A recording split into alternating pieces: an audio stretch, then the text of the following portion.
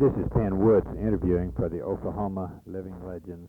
The date is September the 13th, 1972. The interview is with Mr. Charles Holopeter. I'm going to spell that name Hollopeter. We're in Blackwell, Oklahoma.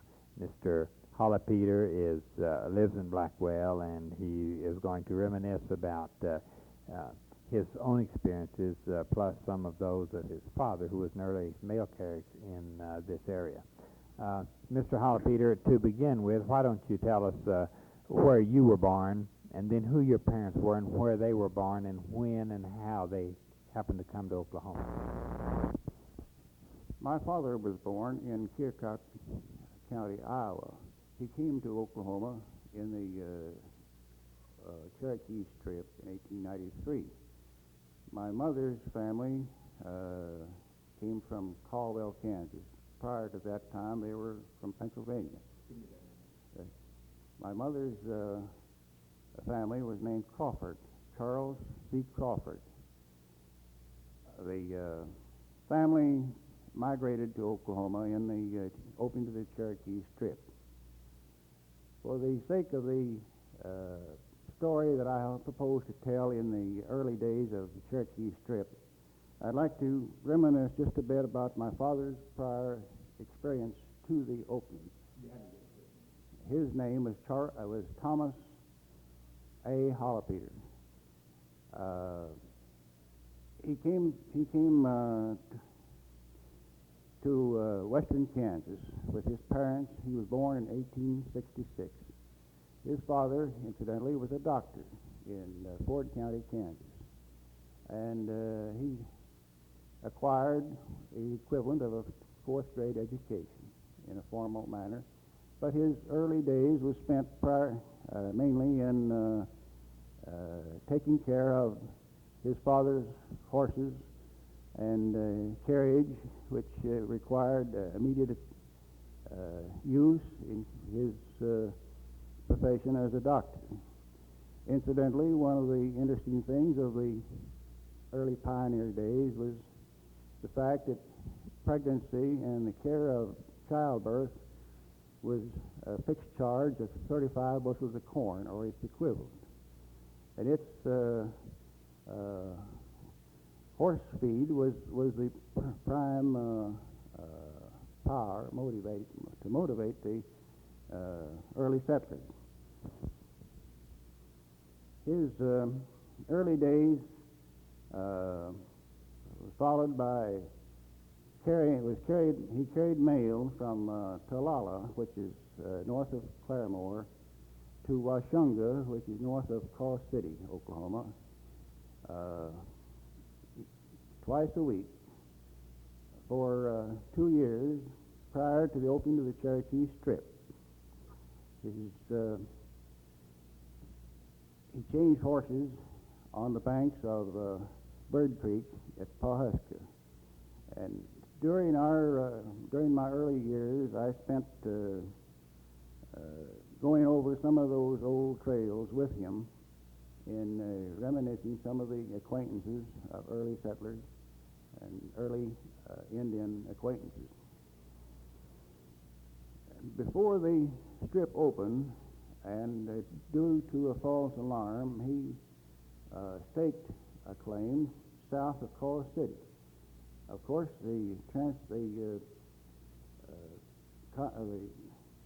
was no radio or telephone, so it turned out to be a false alarm. He turned from that and went to western Kansas and worked on the railroad through western Kansas and prepared himself for the opening of the Cherokee Strip, which is to follow in the following September. His start from the Kansas line south of Honeywell was the location of his departure for this race.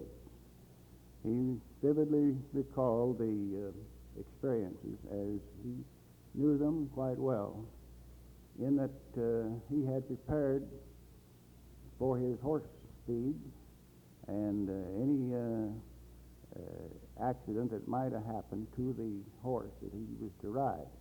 But unknown to him and unthoughtful, he was not prepared for his own fare when he arrived in the Cherokee Strip. And at the last minute, he acquired several cans of sardines, which turned out to be the last thing he wanted to eat when he, in later years. He said it was all right for the evening meal.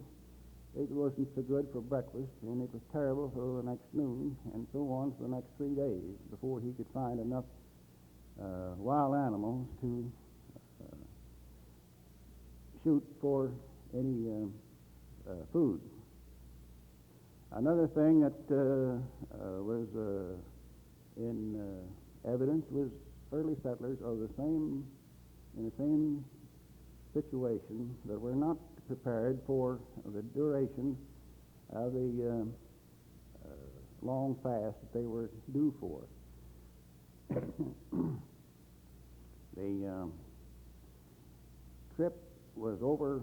A lot of the land had been burned prior to the opening, and his theory of finding a suitable place was to find a stream where a spring could be found. And there he found a stream that had fallen it from its beginning to a location 3 miles east of Lamont, Oklahoma. He found a spring along the creek, and there he staked his claim. This turned to be a very interesting and a worthwhile experience, because he furnished water for some of many early settlers that day.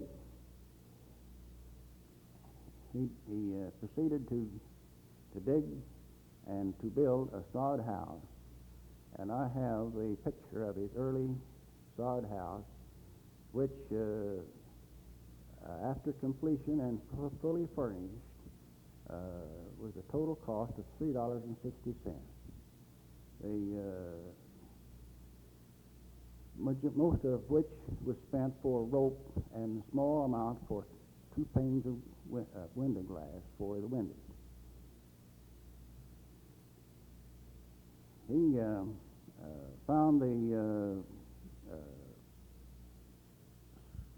seasons were not sufficient to grow much of a crop the first 2 years.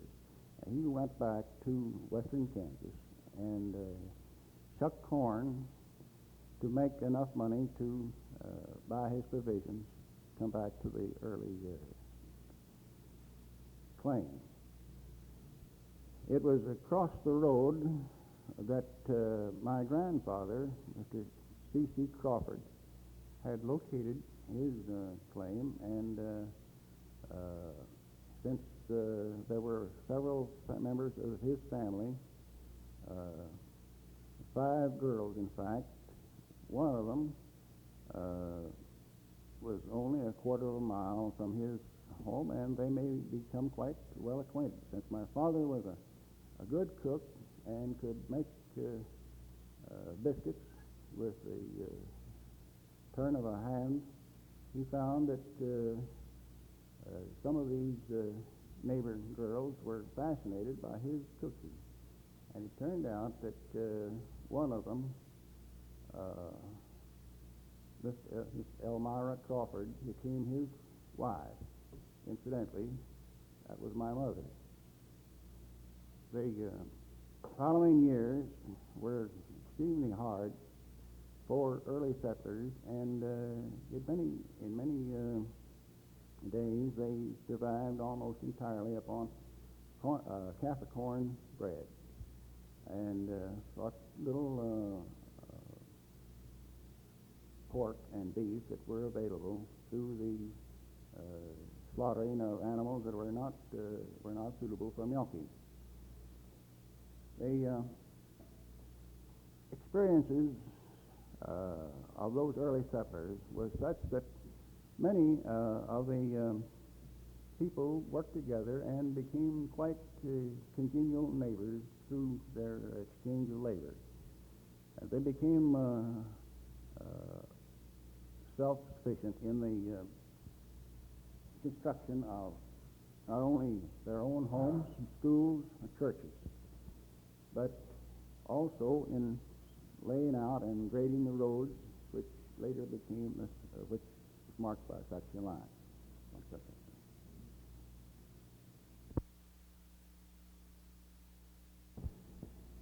The measuring of land in those early days was very simple in some respects. After finding the location of a section corner stone, which had been placed there by the government surveyors, they found by tying a white rag upon the rear wheel of a wagon, and in so many revolutions would measure a mile. And they could measure the distances from that particular stone to another and locate the dividing line between property. So with the only high wheel wagon in the immediate vicinity, he became quite useful to his neighbors. Another quite interesting experience was the fact that after having been gone from his dugout house for a period of 6 to 8 months, he came back in the fall of the year to find that it was also inhabited by a number of snakes, I think in 10, in fact, of different varieties.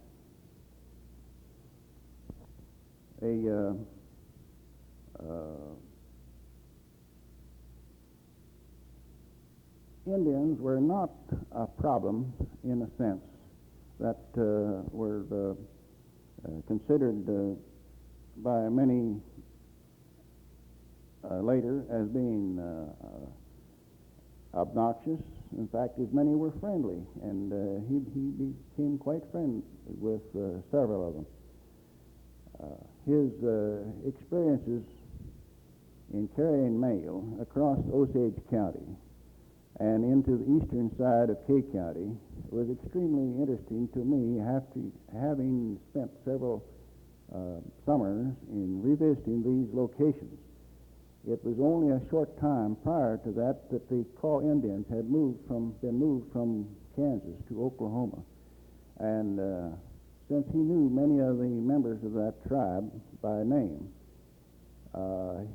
he could recall that when a family was struck by an epidemic of such smallpox or diphtheria, the entire family would be wiped out, and the whole cemetery north of Washunga would have a whole family of graves of different sizes, which indicate that the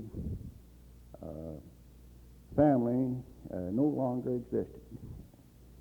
The same thing was true with Osage. However, they were scattered in more of a general area over Osage County, and he only knew a few of the early members of the Osage tribe firsthand. He recalled particularly on driving over the Osage hills in his spring wagon, and the wild game was in abundance. He remembered shooting a few wild geese and many prairie chickens in such quantities that they would raise and almost darken the sky with their wings.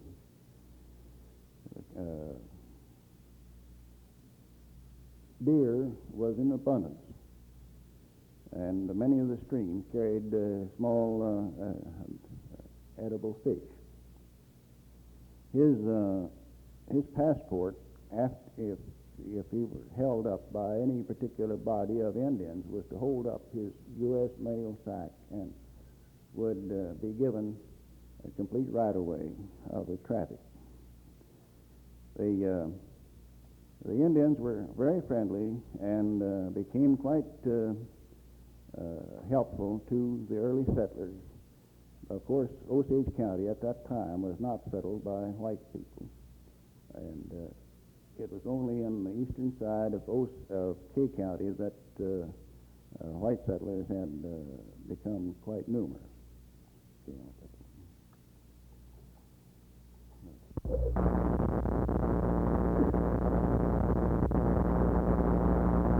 Interesting thing of the early day values, the horse and his saddle was prime possession of any earlier settler. And of course, that followed by his gun became his prime ownership. I recall one day my father, in a gesture of goodwill, said that if I would behave myself and not get trouble and not get married until I was 21, he'd give me that saddle. I got the saddle. That, to him, was the biggest gesture and gift that he could give me.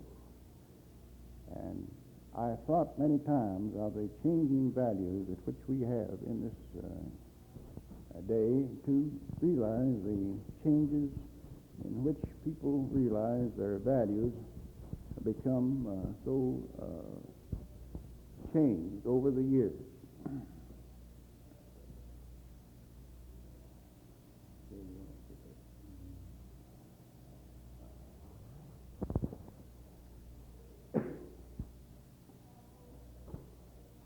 My early day education started in a rural school west of Eddy, Oklahoma, which is on the county line in Kay and Grant County. And there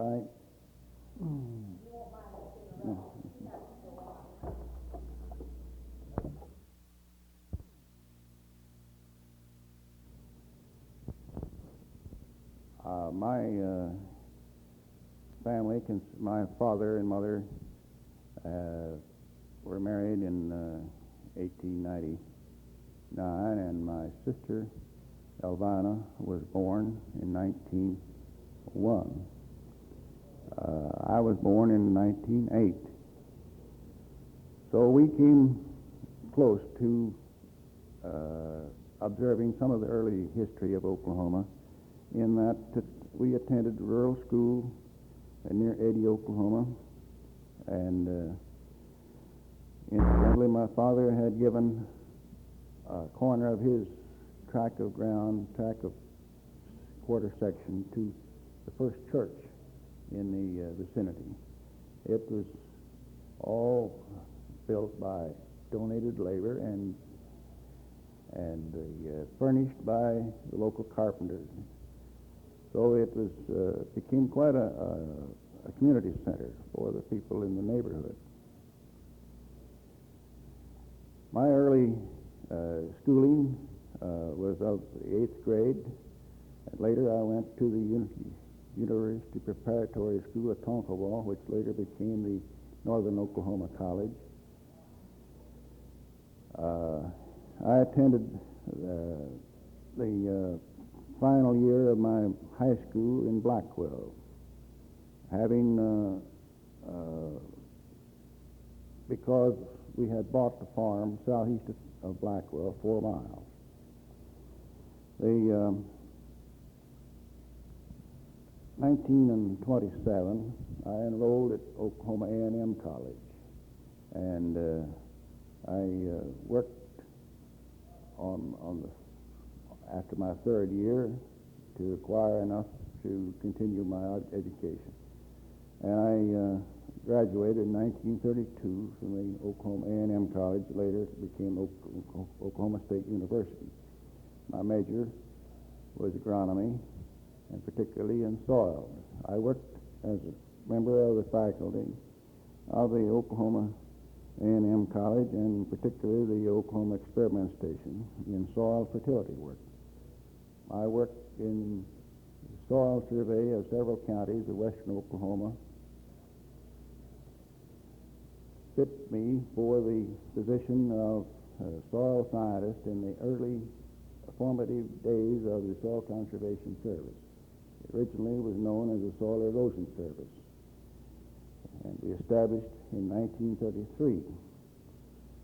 Our work consisted of doing pioneering work in soil conservation and soil improvement over Oklahoma. We later were expanded to the entire state of Oklahoma, and later to Kansas and Nebraska. I was in the regional office in Salina, Kansas. At the time the regional offices were reestablished, I was transferred to Fort Worth with my travel assignment to consist of Oklahoma, Texas, Louisiana, and Arkansas. I continued this work until in 1944. My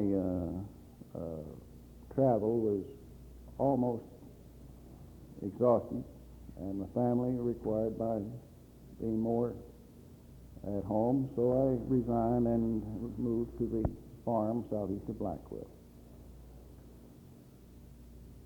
Since that time, I have engaged in interesting experiences which involved Oklahoma history, and become quite interested in the background of many of our early pioneers. And particularly, I have reference to the Indian claims of the Sac and Fox Indians, the Potawatomi tribal claim, and the Cheyenne Arapaho Indians. All three of those Indian claims were tried in Washington before the Indian Court of Claims, and each time it was the Indian who won the right for to claim the remains of a bad deal in selling some of their land to the early white settlers. Many cases of questionable deals were uncovered and exposed to the courts, in which many of the Indians were deprived of their heritage of Indian land assigned to them by the treaties of the different Indian.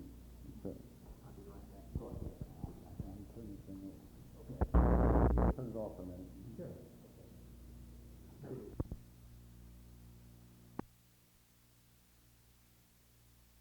Full appreciation for our background. The fact that so much of our heritage of Oklahoma is in Indians and early pioneers of Oklahoma. We do not give full credit to the efforts that have been made and the obstacles that they've overcome in the establishment of this great state. You've made some study in the. Why don't we talk a little bit about some of the Indians of Oklahoma that who have made particular achievement in any area that you want to think of? Some of the Indians who have really stood out in Oklahoma history.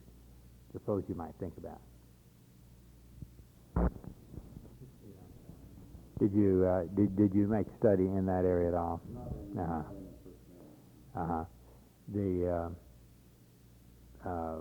Are there any thinking in terms of some of your personal experiences? Did you do any visiting with Indians and Indian tribes?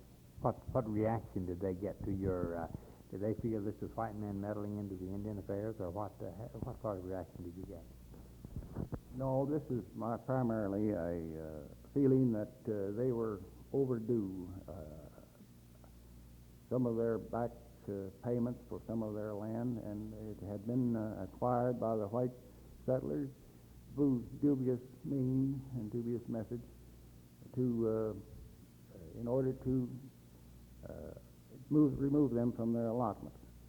As you know, the Indians were sent into Oklahoma from other areas. The early, for instance, the Sac and Fox were small tribes in the area originally around Chicago and were later moved to a reservation near Tama, Iowa. And as that became quite valuable to white settlers, they were then asked to move to Oklahoma in an area which would be of sufficient size, similar to their area. Of course, they picked a rugged area covered by scrub oak, blackjack timber as we know it, and not suitable for extensive farming. That, of course, was what they wanted for hunting, but it turned out to be rather low-value land. My work was to make a complete survey of every quarter section of land in the Sac and Fox area and to evaluate it as to its productivity and its relative value as agricultural land. This, of course, was not in the interest entirely of the white settlers because much of it had been cultivated and later abandoned from cultivation and put back into pasture. The Potawatomi tribe also was brought in from Kansas, from an area in Kansas, to compensate them in roughly same size. However, there were certain areas, certain Indians, namely the Shawnees, that had been assigned to the area, and they were not very peaceful in their early history. The Cheyenne Arapaho Indians were brought in from western Nebraska and Wyoming and northern Colorado. And because of the tribal treaty known as the Medicine Lodge Treaty, they were given an area west of the Arkansas and north of Cimarron. And because they were coming overland, and they visualized it between two large sandlocked streams. And they came to Oklahoma, but never arrived in the area which they were assigned. The area that they actually settled was known as Cantonment, which we now call Canton, Oklahoma. And there they established a school. And they found that the Texas cattle men were driving cattle across this area, and they established a toll that would require the cattle drivers to pay a toll of cattle for allowing them to cross their reservation. This has supplied the Indians with sufficient beef and hides for their existence. The short distance between there and Fort Supply gave them an opportunity to get the other essentials for livelihood, and thereby became quite well established. Later it was found that by the Indian Department in Washington that they had never occupied the land in which they were originally assigned. And for that reason, since they were so well established, they were asked if they would take the approximately 15 million acres, which we call the Cheyenne Arapaho area. Because of this, they accepted, and we heard no more from the Indians of that particular area for some time, until it was found that by virtue of the fact that of that treaty, they actually owned both areas by the lack of signing what we call a quitclaim deed to the area of their original origin. And for that reason, and because of the type of land, my work consisted of making a detailed survey of both areas to establish the approximate value of the land as of 1860, the date of that, around the date in which this area took place. By doing so, I could establish the climax vegetation on both these areas, and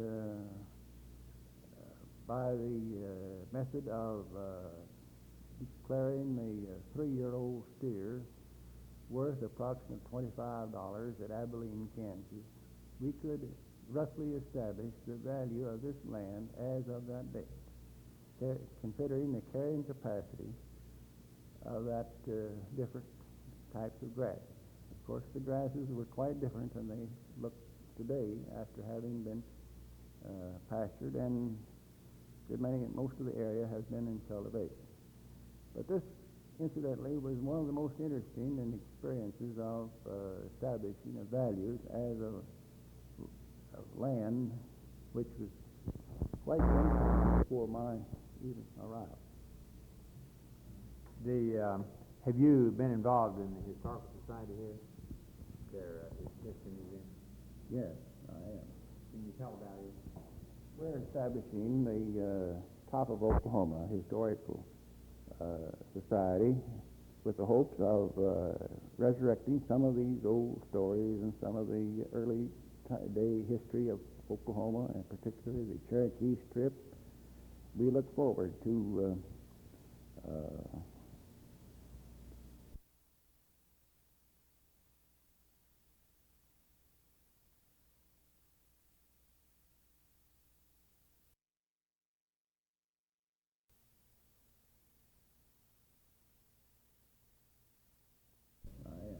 Can you tell about it? We're establishing the top of Oklahoma Historical Society with the hopes of resurrecting some of these old stories and some of the early day history of Oklahoma, and particularly the Cherokee Strip. We look forward to helping to enrich the history of this area by letting people know the experiences that have gone on in the past. I feel very grateful to the opportunity I have lived in this generation and seen so many things that have taken place in forms of not only everyday livelihood, but transportation, communications, and all of the experiences of present day that were not present in the early day pioneers. What is the progress of your Historical Society now, your new museum? We're just getting started. We're now asking that for membership in the organization. We hope to develop and reestablish the showplace of Blackwell, the old electric park pavilion, for our center of our activities. Did you experience the Blackwell tornado? Yes, I did. Tell about it. My family and I lived on the banks of the Shikaska River, some 4 miles southeast of Blackwell. And in the early days of the early hours of the evening, we visualized very troublesome clouds that were gathering in the area to our west. A menacing east wind continued to blow continuously, even though it seemed to move in from the west by the clouds. Having a rather premonition that something was going to happen, I gathered our family together and cleared the way to the basement, our only shelter from cyclone. And there I found that we were all ready to go down, except my wife had been up the previous night and had experienced considerable work during the day and was tired, so she was reading. Suddenly the lights of our electric line indicated that something was wrong, and our lights went out. And it wasn't long until we knew the destruction was on its way. We were down in the basement, and we could hear the cracking of the limbs and the breaking of the windows in the house. A good many of the windows of our house were blown in, and the barn was almost destructive. Several of our buildings were blown away. Many of our chickens, in fact, we had around 250 fry-sized chickens that were blown into the fences and were killed without, and there they were to be found without a feathers on them. The next morning was a sight of desolation. My first concern, of course, was to find out if there were other people in the neighborhood that were not as well fixed as we were. And that I found that soon after I could manage to get around into the roads with the broken limbs and trees, I managed to get to the Blacktop Road, which is a mile south of my house, and by the traffic that was coming from Ponca City, I was able to stop a good many of them because the high lines, fully charged with electricity, were falling all over the highway. I was able to stop them. But incidentally, some of our neighbors slept through the whole occasion without even knowing what had happened. Several of our neighbors' homes were completely gone, and many of our neighbors were without homes, and some of them were badly crippled. We could see in the evening and the light following the rain that we learned later to be the glass plant was on fire, and many other buildings were in the path of destruction. In the growth of Blackwell over the years, what would you say has been a highlight of its development? Well, there's been many highlights of development in Blackwell. To begin with, the discovery of oil northeast of Blackwell was perhaps the greatest in any history of any community. My first recollection of visiting in Blackwell, coming to Blackwell from Eddy, which was 16 miles by passenger train, one 4th of July, the newly constructed Santa Fe Depot was the west edge of the city.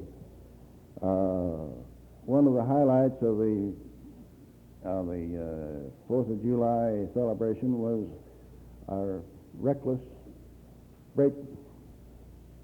breakneck hot rod, as we would call him, had built an airplane, was going to take off, which is now the location of the American Legion Park. It turned out to be none other than Clyde Cessna, Wichita. Tell about that, more of that. That's the extent of my knowledge of the early day history of Oklahoma. Of course, shortly after that, the smelter was located here because of the abundance of natural gas and the friendly atmosphere of the people of the neighborhood. So we can't say that any one stage of history has been the pinnacle of growth of Blackwell. Do you think of anything else we ought to talk about? We have? Well, this has been wonderful, and we certainly appreciate this interview so very much. This is Penn Woods interviewing for the Oklahoma Living Legends. The date is September the 13th, 1972, and we are in Blackwell, Oklahoma.